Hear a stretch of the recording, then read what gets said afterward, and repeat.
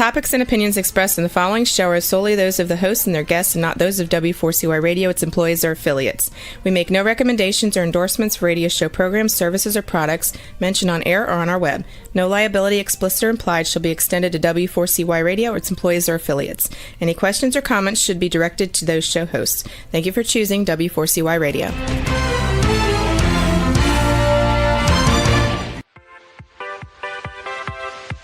Welcome to the Ask Good Questions podcast, broadcasting live every Wednesday, 6 p.m. Eastern Time on W4CY Radio at W4CY.com. This week and every week, we will reach for a higher purpose in money and life, as well as a focus on health and wellness. Now, let's join your host, Bonita Bell-Andersen, as together we start with Asking Good Questions.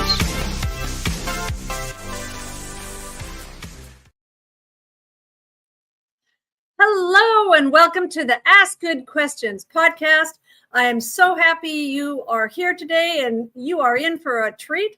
I would like to invite my guest for today to join the podcast stage. Her name is Robin Colucci, my friend and my book coach. Hello, Robin. Hi, Bonnie. Nice to see you. Good to see you. Hey, I'm going to tell everyone a little bit about you first. Okay, cool. Well, Robin, so I'm coming at you from Hawaii, and Robin is coming at you from Connecticut, right? Yes, ma'am. Yes, ma'am. Yeah. So we're dealing with time zones, but that's okay. It's cool. So Robin is more than a book coach. She's a visionary mentor and a strategist for leaders ready to transform their expertise into a legacy that reshapes our world. How about that? Her journey began with a mentorship from a New York Times best-selling author. And she developed skills in research, writing, editing, and that foundation led her to roles in journalism and a position as an acquisitions editor at an that means independent, right? Publishing house. Mm-hmm. Where she found her calling, guiding experts to bringing impactful books to life. With a BA in journalism and an MA in spiritual psychology, Robin's credentials are only rivaled by her successes. In a mere 4 years, her clients recently have collected more than $6.3 million in advances, signing with Big Five publishing houses, as well as important independent presses, and have gone on to hit bestsellers lists all the way from Amazon to the New York Times. So as the author of How to Write a Book That Sells, which is what impacted me, she dismantles myths about a book's purpose, providing a roadmap to meaningful impact, and inspired by luminaries like Maya Angelou, I think that's how you say her name, Robin blends skill with a heart-centered approach, rooted in resilience, integrity, and bold vision. To her, a book is more than ink on paper. It really is. It's a gateway to lasting impact, a chance to change lives, and leave an enduring legacy.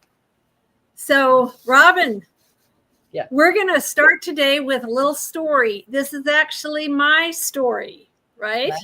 I'm excited. I had gone through, it's been about 25 years ago that I went through a devastating divorce, and it completely upended my life and the lives of my 3 daughters. And I was rebuilding my life, and I had started writing my story maybe 13 years ago of rebuilding my life and the challenges and just what I was doing to just, get going again. And, basically that's like midlife, but I never really got anywhere. I had also been looking at all the different examples of people losing money in life because that's what I was doing. And my midlife experiences in starting over. And I was looking at what the common threads were. Why am I doing this to myself? And I was looking at common threads from anywhere from athletes to lottery winners, to divorces, to just bad money management. And so along the way, I'm starting to listen to some webinars on writing a book, including some gal named Robin Colucci. That was maybe a year or so before the phone rings. So that was about 10 years ago. We conferred on that it was about 10 years ago. Yeah. She calls me out of the blue and asked if I needed help. I was just astounded. I was like, this is Robin Colucci, the Robin Colucci that I listened to your webinar sometime back, I don't know, 6 months. And then you did a webinar on writing a book. That Robin Colucci? And can you tell us why you called me? Well, yeah, I can actually, because I had just moved to Connecticut from Colorado. So it had been a dream of mine to move back to Connecticut, where I was born, for many, many years. And when my daughter finished high school in the spring of 2016, I loaded up the truck and I moved to Connecticut, like just a few months later. And so I had just arrived in Connecticut in the fall of 2016.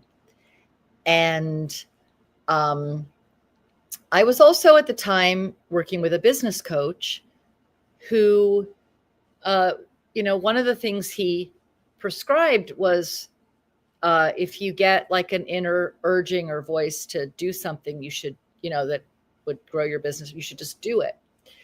And so I was sitting in the living room of a house I was renting while I was trying to find a house to buy. And my inner urging said, you should open up at the time they called it Infusionsoft. I think they call it Keep now. But you should open up your contacts and look down the list and see if anybody's name jumps out that you should reach out to. And so I did, and you jumped out. And so because you must have opted into my list when you heard the webinar. I don't remember. But we must have. It's the only way I could have had your number. And so I called and you answered. And then we started talking. So that's how it happened. It was literally just like a inner voice or a pull saying, you should just take a look and see who. Yeah. And here's what's interesting, Bonnie, is the question that my coach, David Nagel, the question that I was trained to ask, that his program taught me to ask, which is I still do to this day, is who can I help today? Whose life can I change today? And we could use that for anything. Any kind of, any service that you, or anything that you do. And so we're just showing up every day, right? And so that was the question I asked, and your name, when I was going down the list, and obviously you were in the B's or the A's, so you came up pretty fast. Yeah. I don't remember if it was alphabetized by first or second name, but either way, you would come up early. Yeah.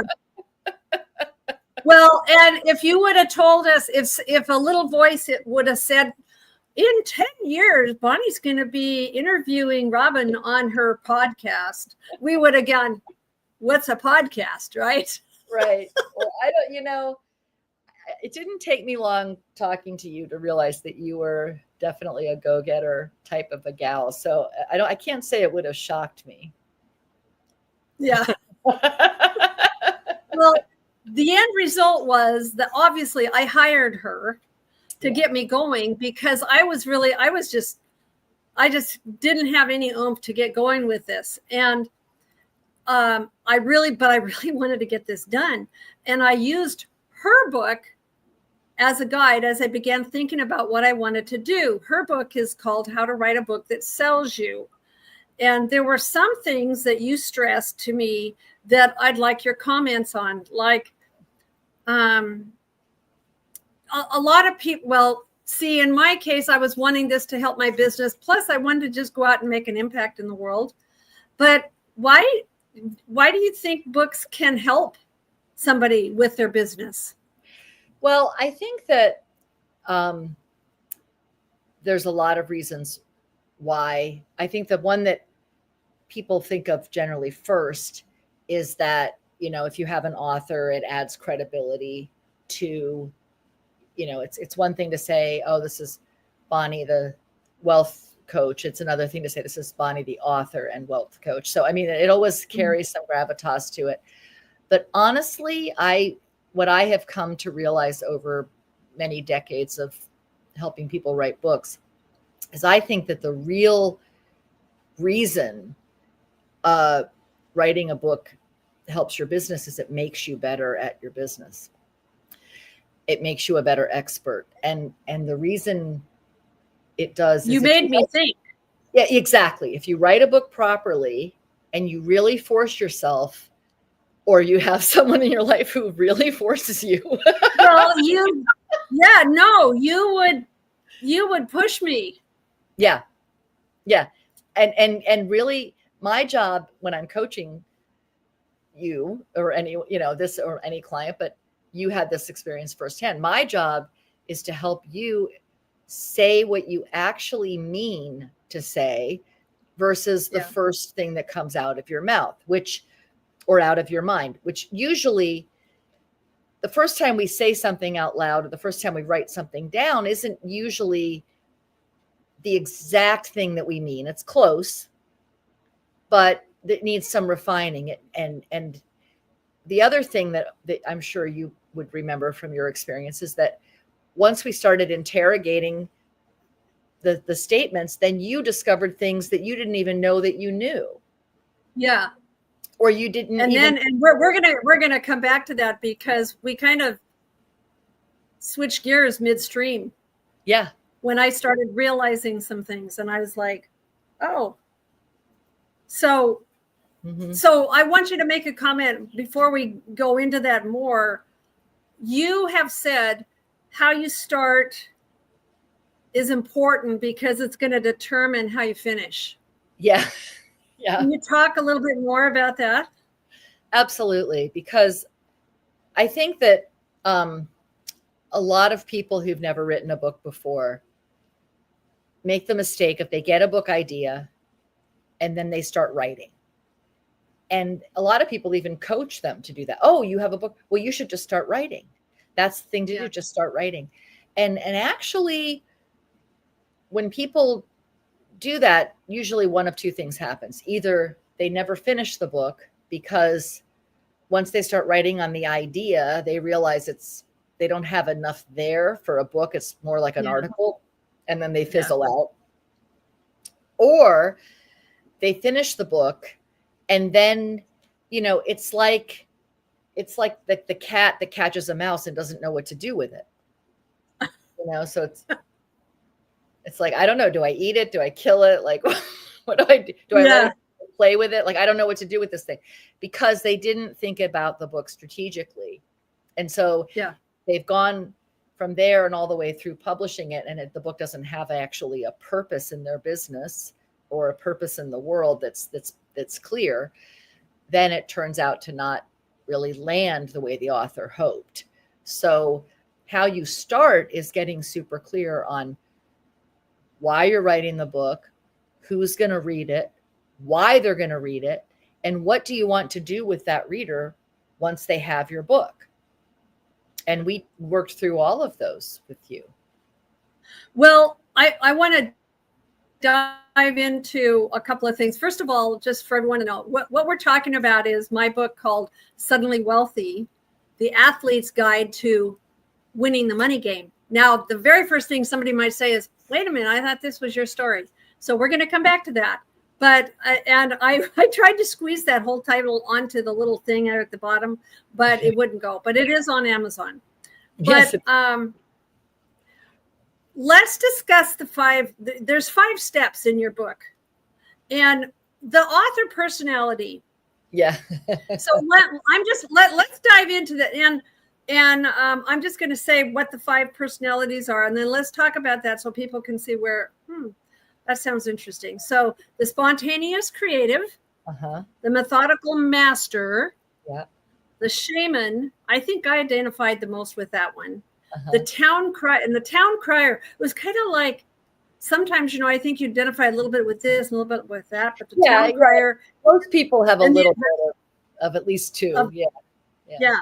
So let's discuss those 5 types. Yeah, sure. So basically, the reason I came up with this is I realized it all started before that when I was chatting with another friend of mine, and I just happened to say off the cuff, well, there's only 4 ways to structure a best-selling book. And she was like, what did you say? And I was like, well, there's only 4 functional structures for a book. And she's like, Robin, that's a $1 million idea. And I said, no, it's obvious. She goes, no, it's not obvious. See, we all need people in our lives. This is a great example of where having someone to reflect back on you, but back to you what you're saying. Right. While you're writing. Because to me, it was just, of course, it was obvious.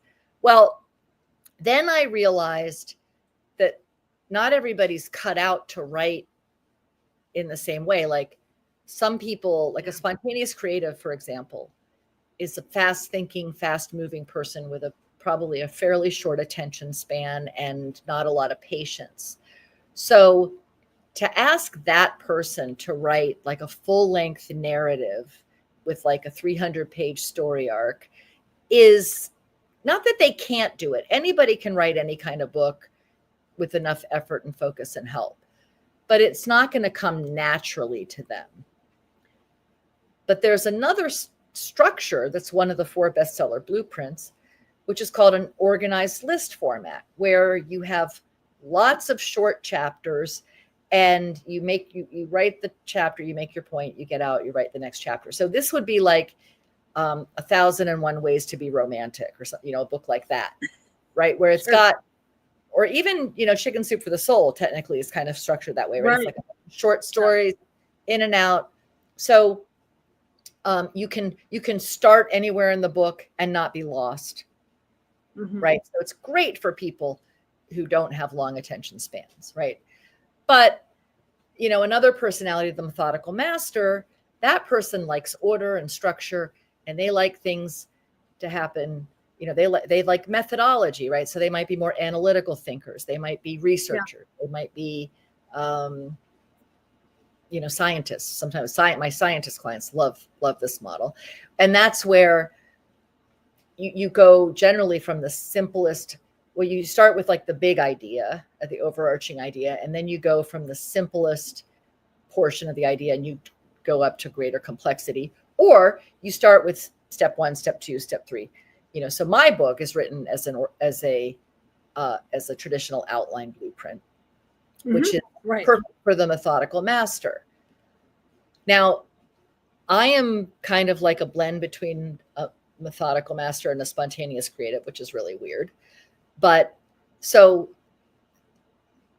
I wrote a traditional outline book, but I could have written whatever structure. I often do write whatever structure when I'm working with clients. But the idea of the author personality test is to figure out where are your tendencies, what type of structure might be the easiest with how your mind works. And so that's how I came up. Or you might say, which one resonates the most with you, Right. Yeah. That was kind of how I was looking at it. Yeah. So the shaman, like, because I really hadn't done that at all. I hadn't. Yeah. I had just, like you said, I just started writing, and so this was very helpful. Good. I'm glad. Yeah. So. And yeah, people love taking the test. I mean, the feedback I got is everybody's like, oh, I just love that personality test. I mean, I don't administer it directly to my clients, but every single one of them gets my book, and they all end up doing it and telling me what they are. So, yeah. Okay. And then there's the shaman or shaman. Yeah, shaman. Mm-hmm. Storyteller, right? The shaman teach through story often. So, but there's also, ideally, the shaman is telling you a fable, right? So when you look at books like Who Moved My Cheese or Patrick Laconi, 5 Dysfunctions of a Team. Like these books are taking truth and converting it to fiction to tell symbolic stories. And so that really appeals to the shaman personality, because there's always an element of the shaman, of the magical, mysterious, otherworldly. And so you can have a lot of freedom if you're a shaman and you want to write a book, you can give yourself a lot of freedom by turning practical teachings into some sort of mystical story. Yeah. And that might be more fun to write than a traditional outlined, step 1, step 2, step 3 kind of book for that personality. Yeah. And then what about the town crier? I see somebody on a box on a street corner. Yeah, exactly. The town crier used to be the person that would shout the news to this before we had CNN. So the town crier is basically saying, "Hey, everybody, look at this." So this might be, I think a really good example is like Malcolm Gladwell's The Tipping Point, right? Where he wrote about how trends start. And so we all knew the trends happened, but nobody really had thought about it describing or explaining how that happens until that book.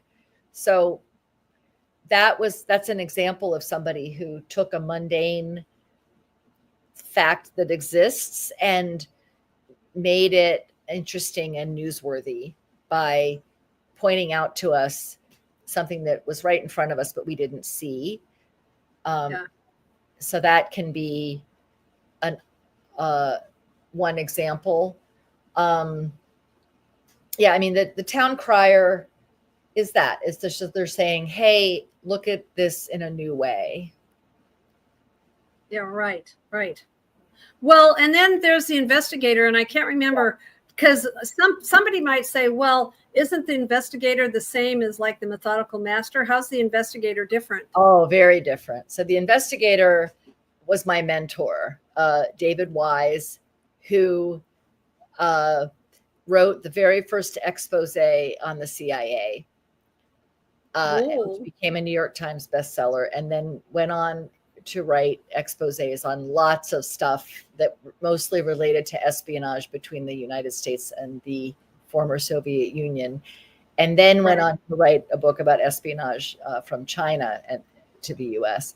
So, and every one of his books was an expose. So the expose is the book that uncovers something hidden that affects the community in some way. And the investigator has that bloodhound mentality where they are going to get to the bottom of it. And so they're good at research. They're good at interviewing. I think the best investigators, like my mentor, David Wise, was so impeccable. He was so concerned with making sure he got everything right that I got a funny story, and I got it. So he was so impeccable about getting everything right that he could get people to talk to him. Now realize he was talking to people from the FBI and the CIA who literally could lose their job or maybe even go to jail for talking to him. And they trusted him. They trusted him because they knew he would get it right, and they knew he would protect their identities if they needed that. Okay. I got to experience his impeccability in one way that I almost quit my job because how you do everything, Bonnie, is how you do one thing is how you do everything. Okay. Yep. So, I learned that from Harv Eker years and years ago. Right? How you do it. So this is a perfect demonstration. So David was impeccable about getting the facts right, making sure everybody's name was spelled correctly, protecting his sources, completely reliable. but he was also very particular about other things. And I'll never forget. And he trained me, like he trained me on where to properly place a stamp on an envelope. He trained me like how to properly address a letter to a senator, like if we're doing like invitations to a party for a senator and their wife. Yeah. How to, all these proper things. And I was fine with all of that. One day he asked me to make a few copies for him. So I did. And I and there were a few pages. So I make the copies and then I put the pages together and I staple them together and I take a look at, and I'm about to put it in his inbox and I take a look at the staple and I'm like, oh man, that might be just a little too close to the edge for David. And then I said to myself, stop being crazy. That's ridiculous. They're together. It's fine. And I put it in the thing. I go out to lunch back. There's a note on my desk and it's a plain piece of paper with 2 lines in the upper right-hand corner and the upper left-hand corner of the page. And then there's 2 arrows with the pencil and 1 arrow is pointing to the one that's closer to the edge. And he goes, this is not where you put a staple. And then 1 arrow pointing to another line that's literally 1/8 of an inch further into the page. And he says, this is where you put a staple. Okay. And it took every ounce of self-control I had not to just walk out that day and say, you're insane, I'm leaving. Yeah. But I'm glad I didn't, because it really was just who he was. And it was that attention to detail. Right. And the thing that I thought really made me the most mad was that I was starting to think like him. Yeah. It was who you were hanging out with, Robin. But I do think like him, and I am so impeccable with my clients and their work. And I mean, and that's, so I know that. Well, I remember that because there were times when you're like, no, and you'd make me go back and rethink something. And it's like, no. So that's where that came from. Yeah. Yeah. I mean, because he was relentlessly impeccable, but even though in the moment, because when I was 21, I wanted to wring his neck in that moment, but I'm grateful to him every day because he taught me everything I know. Yeah. Right. Well, let's talk a little bit about the whole idea of a concept. You've talked about how an idea is not the same thing as a concept. And I think that when I was starting on this and I was like, I think that as I rebuild my life, I have something to share with other people. But that was really an idea. What would you say about the best way to develop a concept instead of just an idea? Oh, great question. Yeah. And there's really, it's rather simple. I just have a 3-pronged test that makes us know for sure whether or not we are still in the idea phase or if we have what I call a clear, saleable concept. And the first trait is that it has to be aligned with the author. So it has to be aligned with you. Mm-hmm. And it has to be aligned with you on 3 levels.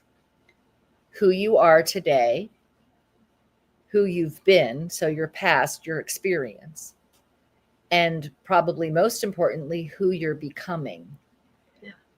Because a book creates momentum towards your future if you utilize it correctly. And if you write the right book, it generates momentum, which you experienced from this book. Yeah. I recall you had some really interesting opportunities open up for you that came as a result of this book. So the clear saleable concept has to be in alignment with where you're headed, who you're becoming, and also who you've been, because obviously you don't want to just come out of nowhere. You've got to have something grounded in the material too. It just can't all be aspirational. Then it has to be a match for your ideal reader, which in the case of many of our clients, including you, is also your ideal client. Mm-hmm. Because that's where the book pays you back. Right. Book sales, nobody's going to Hawaii on book sales. Book sales are a way to have more people know about your book.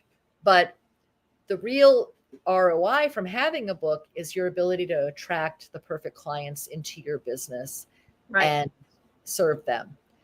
We're talking about a book that sells you, right? So it's got to be a match for your ideal reader. And this is important, what they already know they want. So we talked about this with Suddenly Wealthy, right?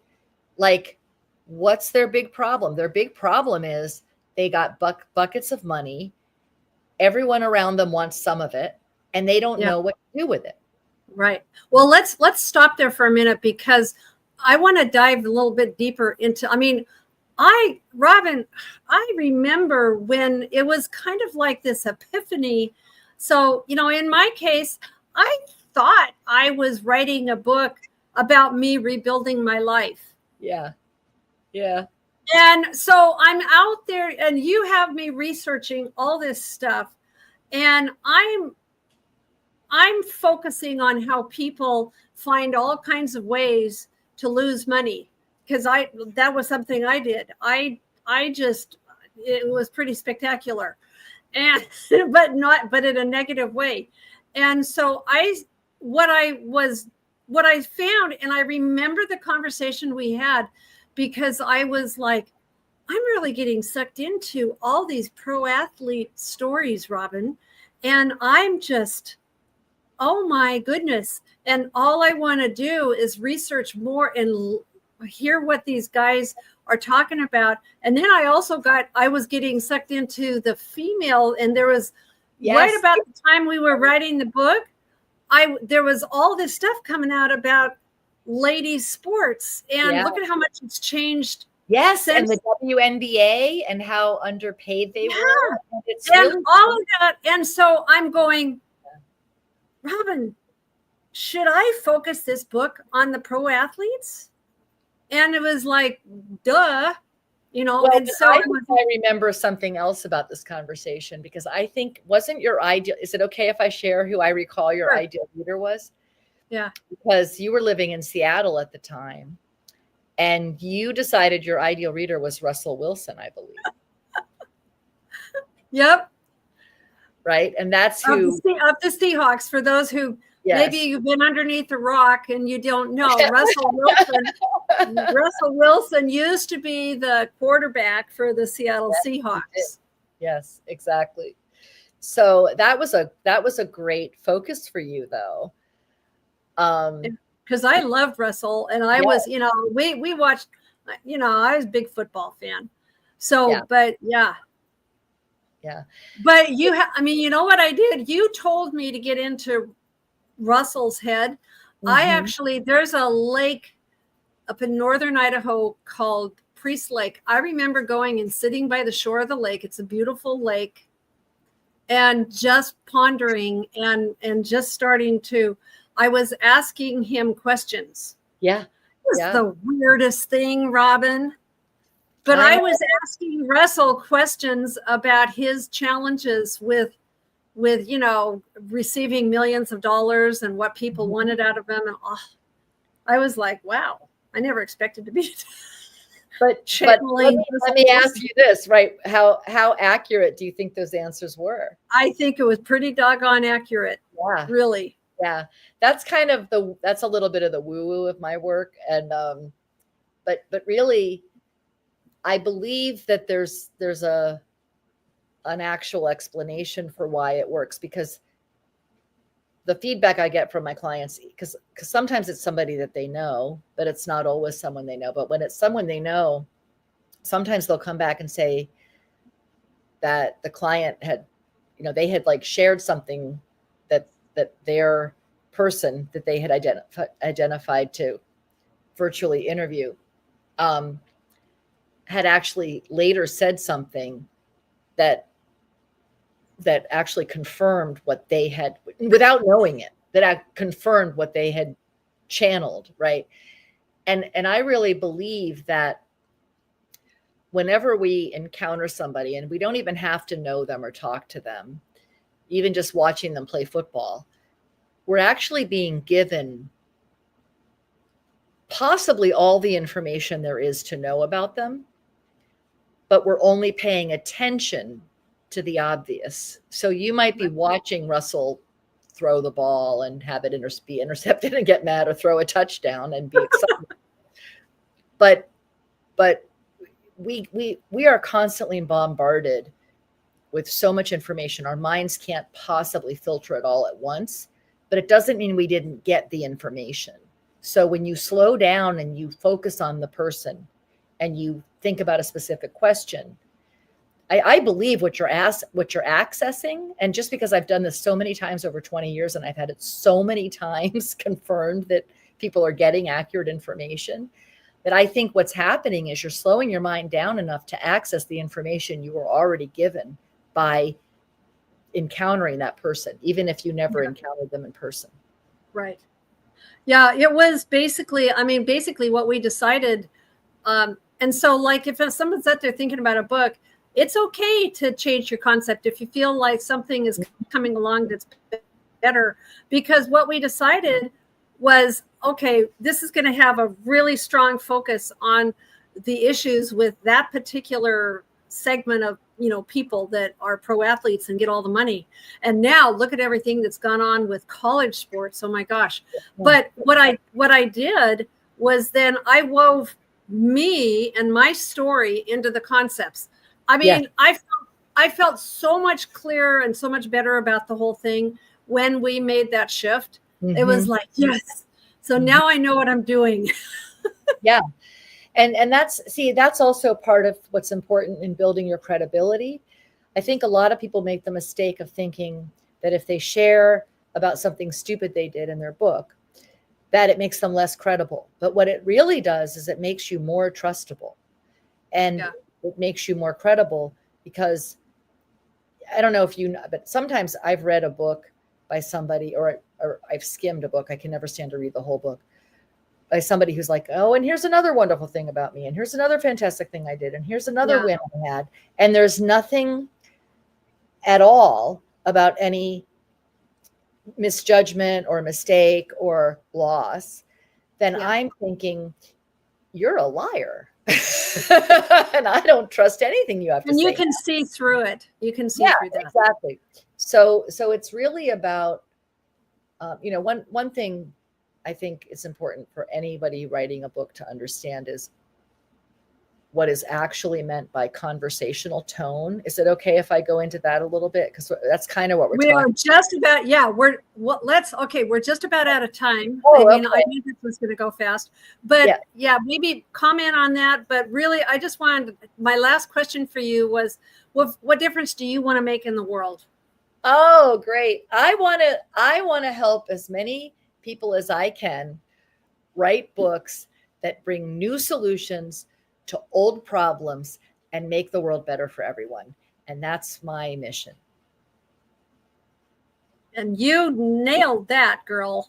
I've given that one a lot of thought. Yeah, absolutely.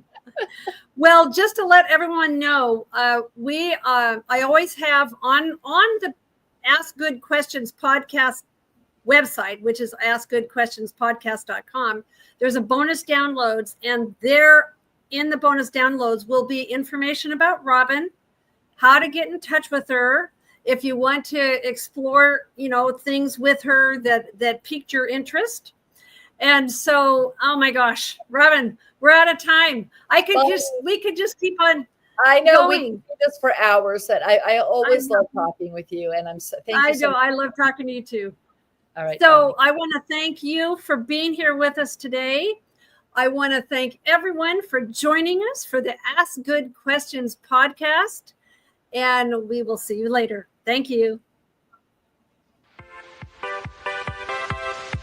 Today's episode is over, but we did ask good questions again, didn't we? Don't miss out as we broadcast live every Wednesday, 6 p.m. Eastern Time on W4CY Radio at W4CY.com. Join Benita Bell-Andersen next week for more conversations with experts on finances, retirement, behavioral finance issues, health and wellness, and more. Until then, remember to ask good questions.